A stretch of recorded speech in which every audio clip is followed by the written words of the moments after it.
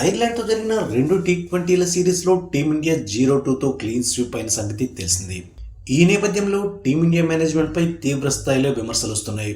ఫామ్లో ఉన్న వైభవ్ సూర్యవంశీని ఆడించకపోవడం వల్లే ఈ పరిస్థితి వచ్చిందని పలువురు మాజీ క్రికెటర్స్తో పాటు అభిమానులు గంభీర్పై దుమ్మెత్తిపోశారు. కానీ ఈ విషయంలో అంబటి రాయుడు గౌతమ్ గంభీర్కు సపోర్ట్గా నిలిచాడు. రీసెంట్గా ఓ కార్యక్రమంలో ఈ సిరీస్ రిజల్ట్పై మాట్లాడుతూ రాయుడు ఏమన్నాడంటే, ఈ ఓటమిని నేను పెద్దగా పట్టించుకోను. ఎందుకంటే ఇంగ్లాండ్ టీంపై టీమిండియా బెటర్ పర్ఫార్మెన్స్ అందిస్తుంది. ఎలా అంటే అక్కడి కండిషన్స్ బ్యాటింగ్ అనుకూలంగా ఉంటాయి. అంతేకాకుండా అక్కడి వాతావరణానికి కూడా మన ఆటగాళ్లు త్వరగా అలవాటు పడిపోతారు.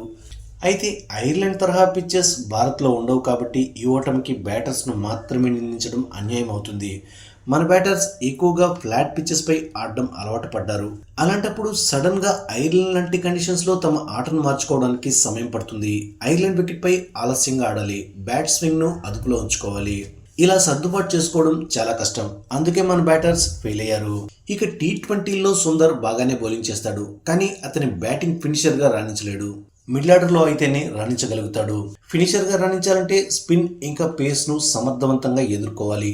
అలాగే కీలక సమయాల్లో గుడ్ బాల్స్ సైతం బౌండరీస్, సిక్సర్స్ కొట్టగలగాలి. ప్రస్తుతానికి ఆ సామర్థ్యం సుందర్కు లేదు. భవిష్యత్తులో అతను ఆ స్థాయికి చేరుకుంటాడు.